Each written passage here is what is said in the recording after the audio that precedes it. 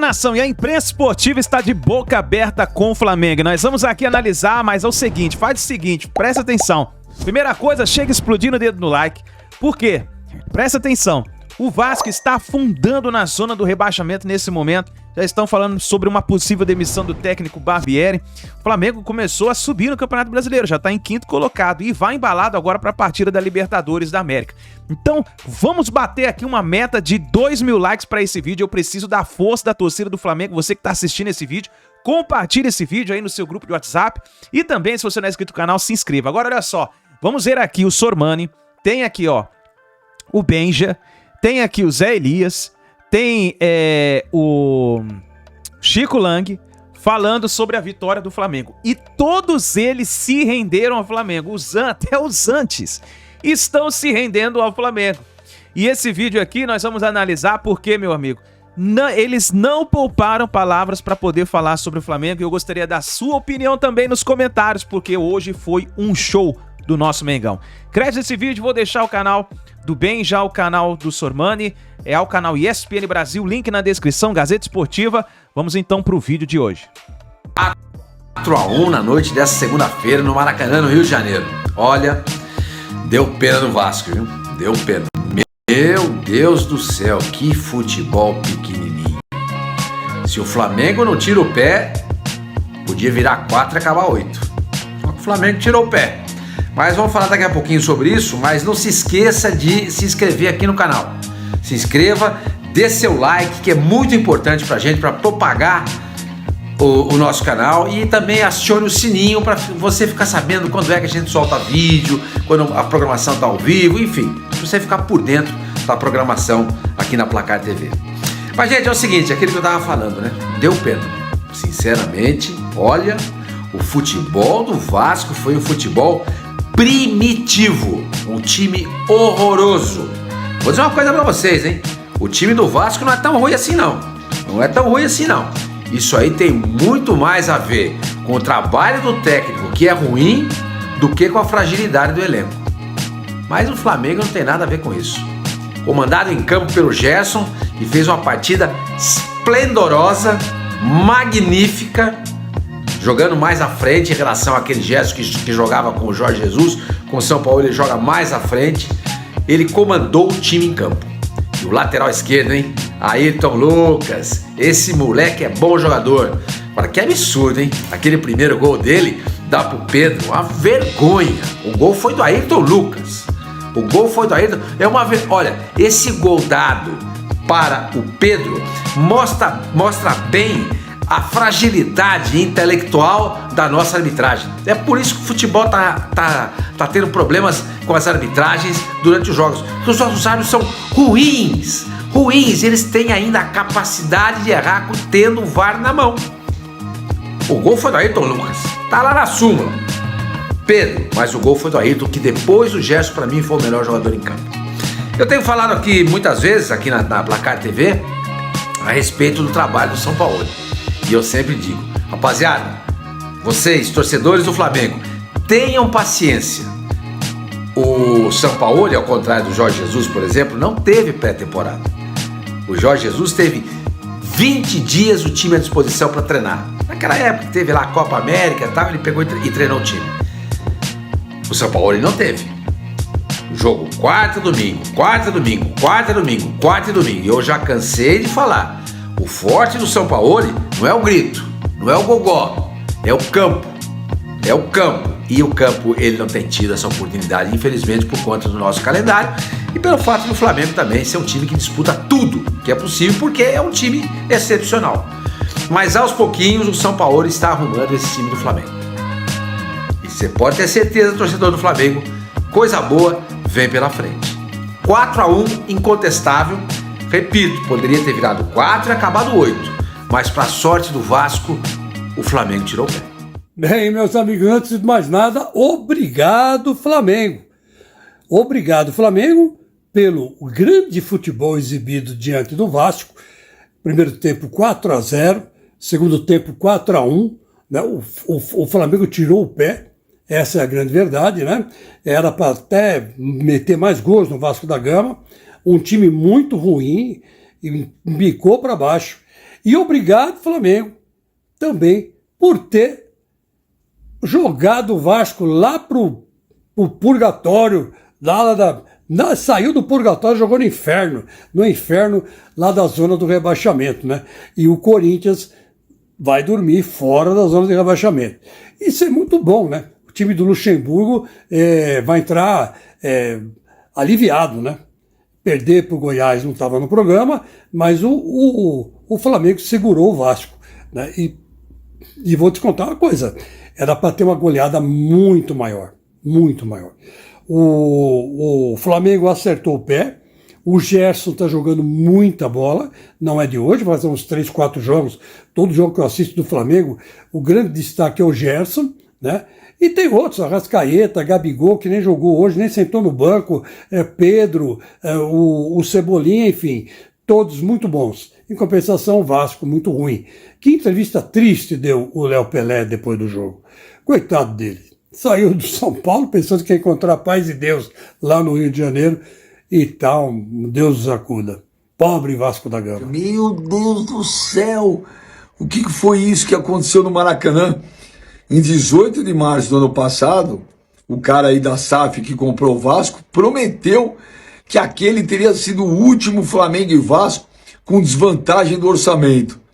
Mas foi um erro, hein? A desvantagem no orçamento não só aumentou, como a desvantagem técnica então quintuplicou. Gente, deu dó do Vasco no primeiro tempo, deu dó. O que o Ayrton Lucas e os Gerson jogaram de bola no primeiro tempo foi sacanagem. Parecia Brasil e Alemanha, só que agora o Davi Luiz do lado certo. E a sorte do Vasco é que no segundo tempo o Flamengo abdicou do jogo. O Flamengo ficou no vestiário. Porque se o Flamengo resolve jogar a bola, era 6, 7, 8. A torcida do Vasco não quer o Barbieri. Gente, o time é muito fraco. É um jogo praticamente inteligente da parte do São Paulo, no qual conseguiu impor principalmente seus jogadores mais importantes, né? A gente vê o Gerson muito melhor fisicamente e não deu chance do Barbieri querer propor o jogo dele. É isso que eu acho. O Vasco não conseguiu achar o Flamengo, né, Zé? Aí não tem muito o que fazer, né? Verdade. Boa tarde, João. Boa noite, Plirra. Boa noite. Os caras vão achar que Você tá onde? Estamos ao vivo. Estamos ao vivo. 11h07, Fã do esporte. Desculpa, boa noite, Fábio. Boa noite a todos. Tá viajando? Parece o Lugano, pô. Tá em outro fuso? Boa noite, boa noite a todos. Assim, eu acho que o Barbieri, ele esqueceu do que ele fez no primeiro jogo, quando ele enfrentou o Flamengo no começo do ano e que ele conseguiu a vitória. Sim. Ele participou no dia seguinte conosco no F90 e uma das perguntas foi: você sabia do seu limite e o time que você iria enfrentar? Ele falou assim: exatamente, essa foi minha força.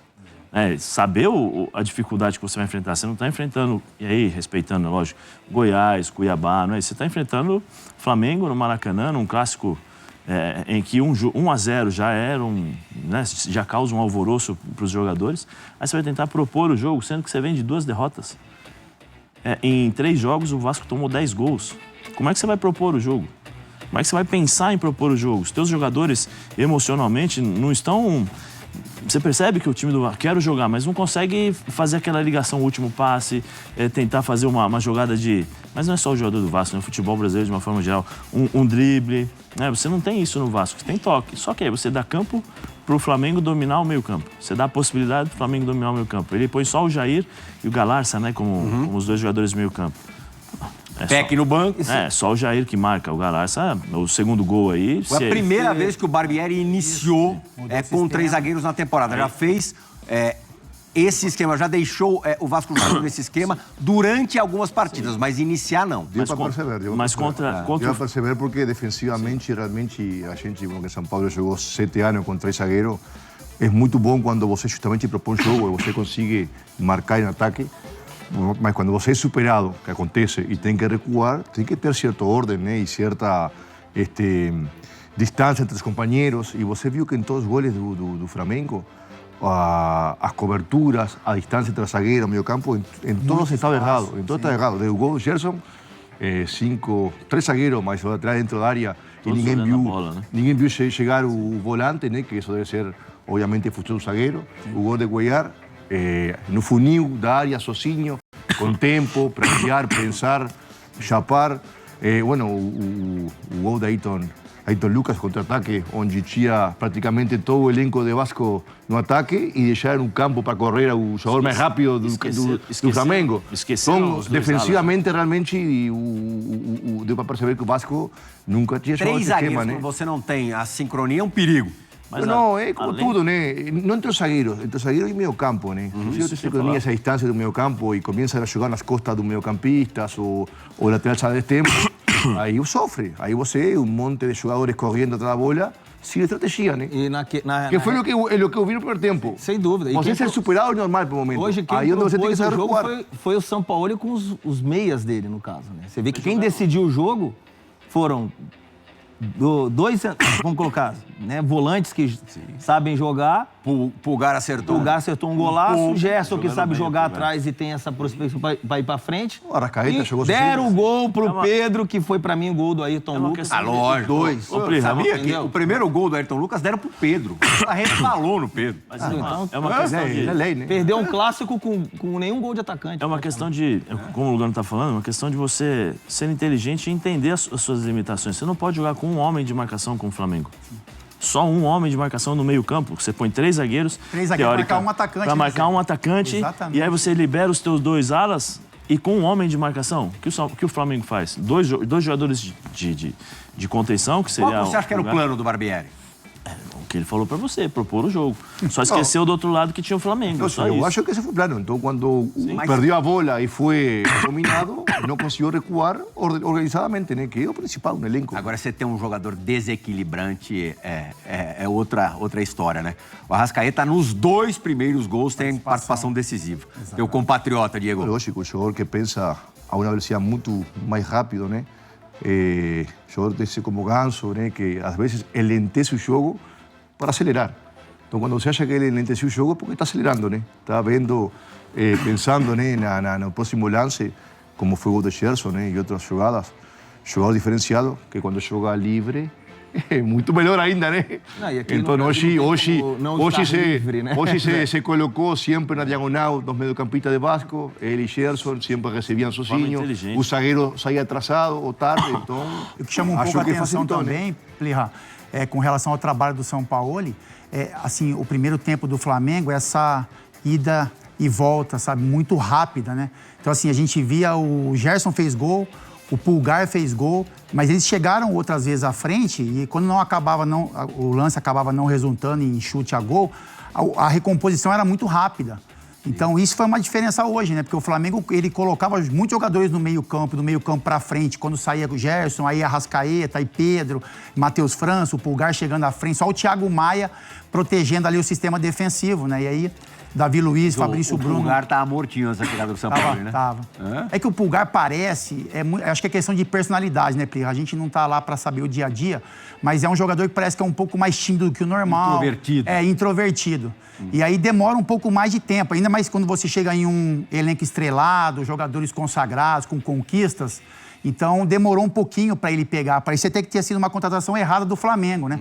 Que veio, um jogador que veio badalado, jogador de seleção, mas que agora está entregando tudo que pode. Aqui todo mundo jogou na Europa.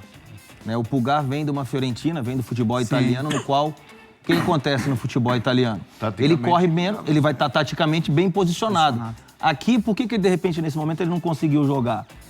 Porque, a hora que eles pensam, o Zé, era volante, poderia jogar ali, ele ia correr menos, o Pulgar ia ser um monstro do lado do Zé Elias. Porque o Zé ia fechar... Desculpa, Zé. Mas ia estar praticamente bem posicionado do lado de um cara. Agora ali, até ele se acostumar, fisicamente o Flamengo vem muito melhor. E tem a questão do conhecimento também, né, Pedro? É a questão do conhecimento. Como é que eu vou jogar com o Lugano? Como é que ele gosta de receber a bola? Na frente ou nos pés? O posicionamento de diagonal para fazer a leitura? Porque, assim, o volante se posiciona de acordo com aquilo que você tem na frente. Ali na frente, beleza, a bola tá lá, eu vou me posicionar aqui. E aí, consequentemente, o zagueiro vai se posicionar também. Então, é uma sequência de movimentos, né? Se você não tem isso daí bem entrosado, você acaba se perdendo. E é aquela famosa frase, né? O jogador tá correndo errado. Corre errado, não joga. Contra-ataque com 3 zagueiros você não pode tomar, né? Com 3 zagueiros. E menos E detalhe, né, Fábio? Hoje... Isso não é culpa do treinador. Sim. Isso é culpa da decisão errada do jogador dentro do campo, né? A gente sempre fala que o jogador não ganha jogo, que o treinador não ganha jogo. Mas também, muitas vezes não perde, né?